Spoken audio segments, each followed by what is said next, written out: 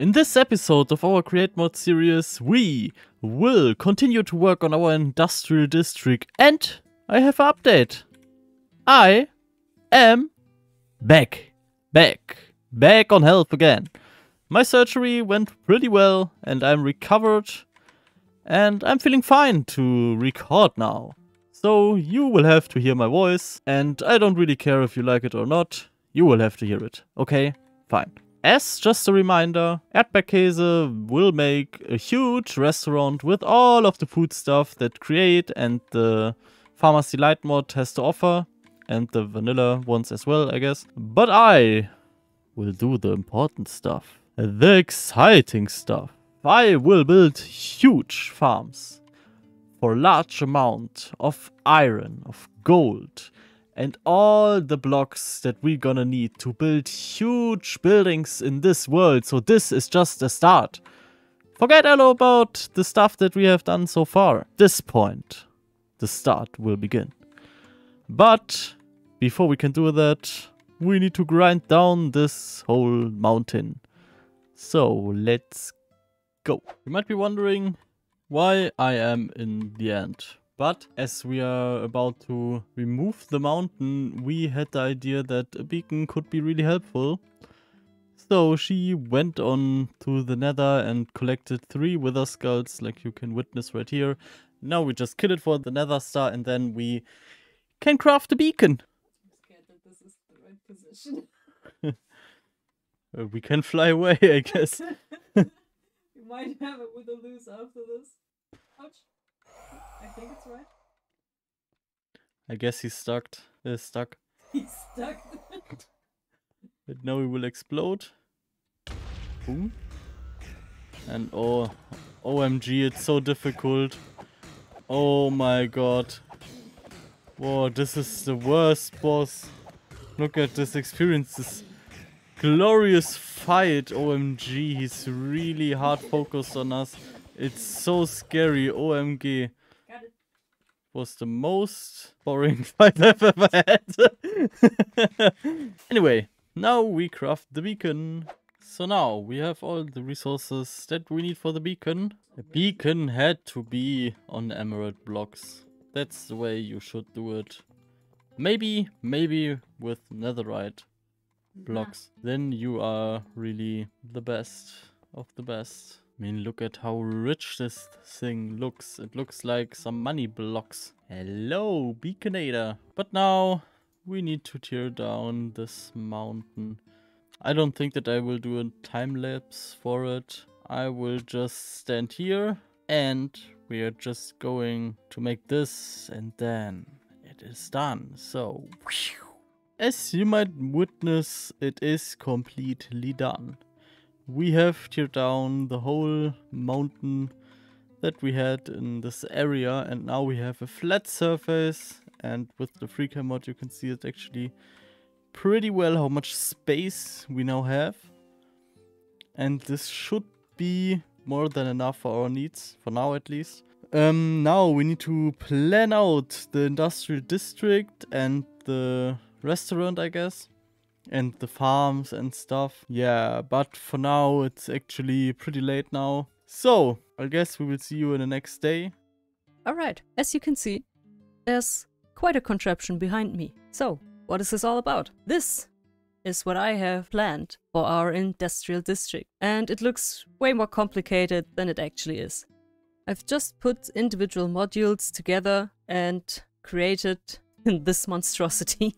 So, let's go through it a little bit. So what I've actually done, these are the actual modules that I've kind of designed beforehand. We have modules that use the cooking pot. We have a mechanical arm that takes the ingredients out of these little depots. And to prevent some kind of overflowing in this recipe block, I've made it so that always only one item comes out. And I set the mechanical arm on forced round robin. This is actually important. The reason why it has to be set on round robin is if you actually have one ingredient missing, or more than one, but still some of the ingredients are coming in, but there are no lamp chops, the problem arises that the mechanical arms just keep putting the pasta in, the tomato sauce, and continues on.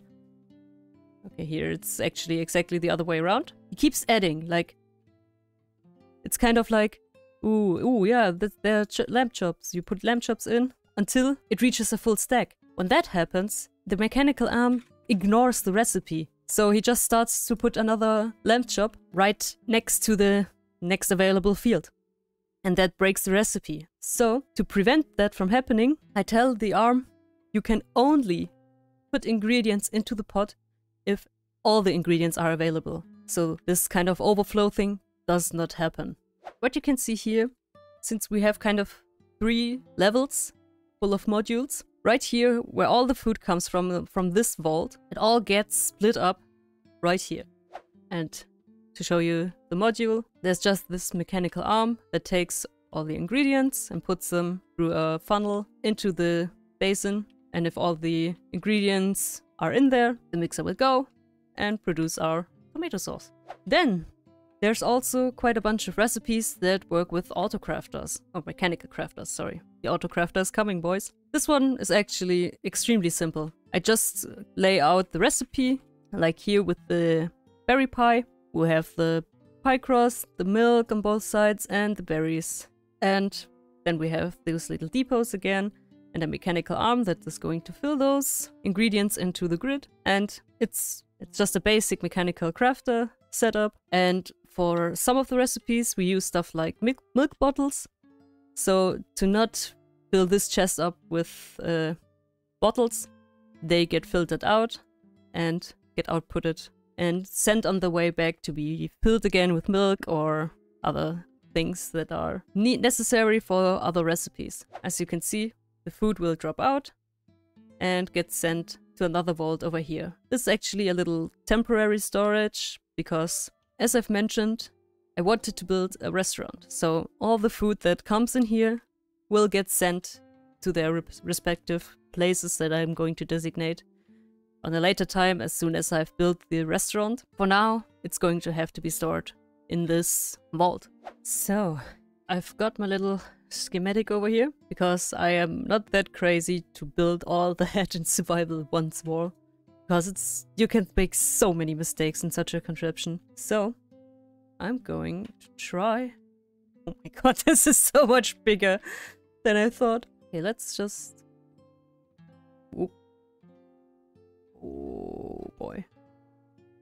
Oh boy.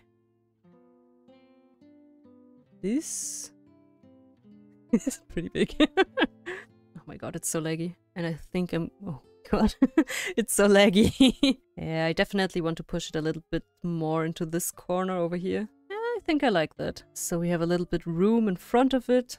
Still not quite sure how I want to place my restaurant, but so this way we have a little bit more room. Oh boy, this is going to take so much material. Now, the material list.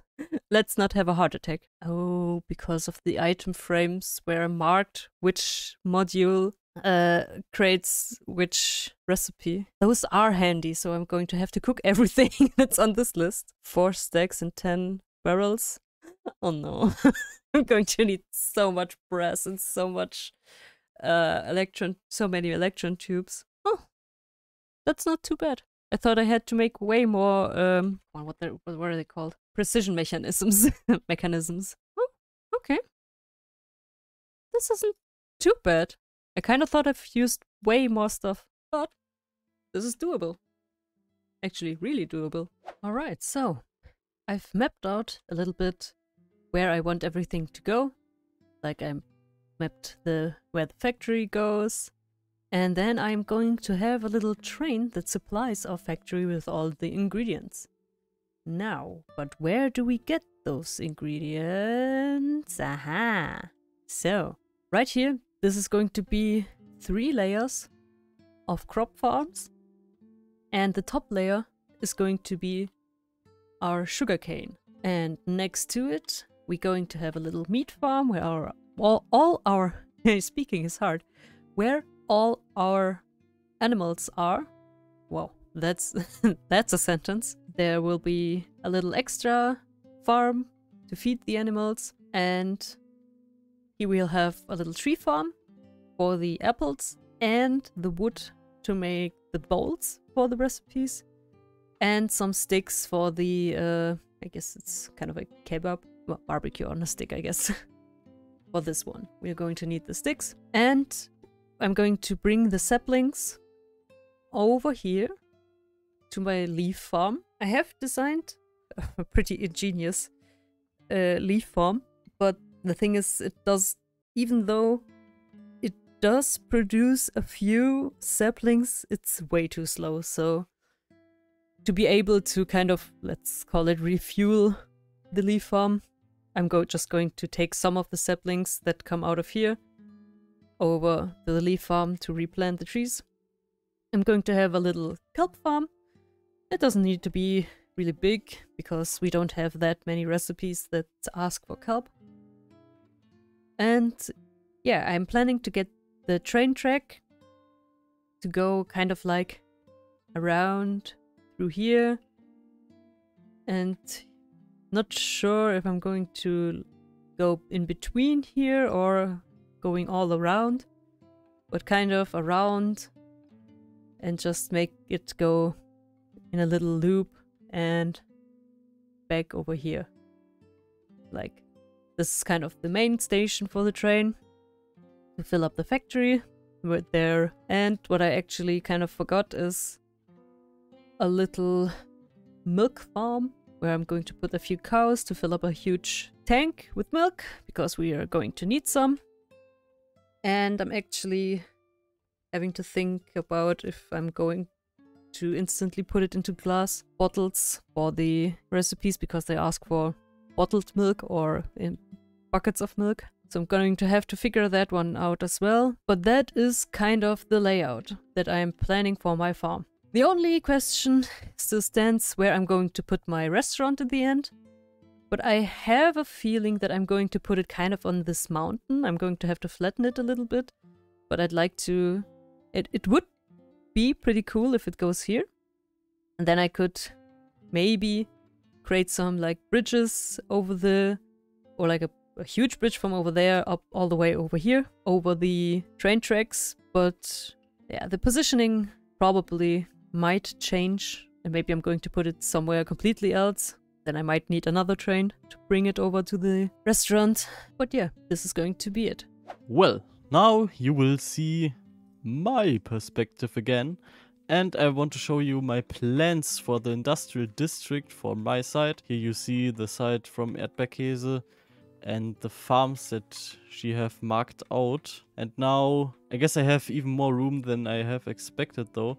But you should see photo right where I have laid out all the farms that I want to have. But I guess there are even more farms that I could build, and I might even add some over time. But yeah, so I will explain you a bit of it right now. So basically here will be a cobblestone farm, because as you might know, in Create Mod you get a lot of resources from just cobblestone.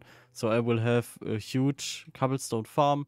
It will actually be a cobblestone farm from Tango Tech, maybe slightly different. Yeah, so that we have more than enough cobblestone, and then some mechanical belts, or maybe some trains.